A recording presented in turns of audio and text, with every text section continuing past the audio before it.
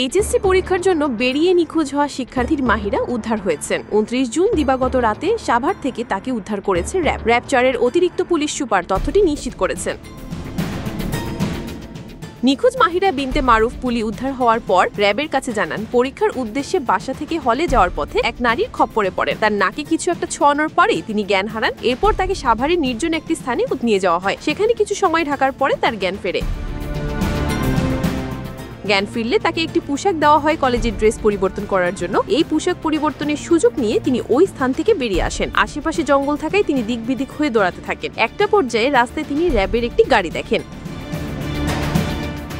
গাড়িতে থাকা র্যাব সদস্যদের কাছে ঘটনা খুলে বললে তাকে উদ্ধার করা হয়। পরবর্তীতে স্বজনদের সঙ্গে যোগাযোগ করে রাতেই তাদের হাতে তুলে দেয় র্যাব। তবে র্যাব এখনো ভুক্তভোগী পুলির দেওয়া বক্তব্য যাচাই করতে পারেনি।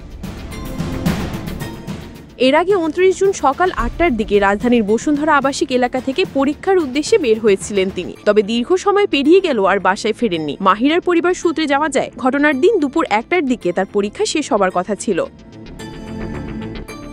কিন্তু মাহিরা বাড়ি না ফেরায় পরিবার উদ্বিগ্ন হয়ে পরীক্ষা কেন্দ্রে খোঁজ নিতে যায়। সেখানকার কর্তৃপক্ষের সঙ্গে কথা বলে তারা জানতে পারেন পরীক্ষা কেন্দ্রে উপস্থিত হননি মাহিরা। এই ঘটনায় তার পরিবার রাজধানীর ভাটারা থানায় একটি সাধারণ ডায়েরি করেছে।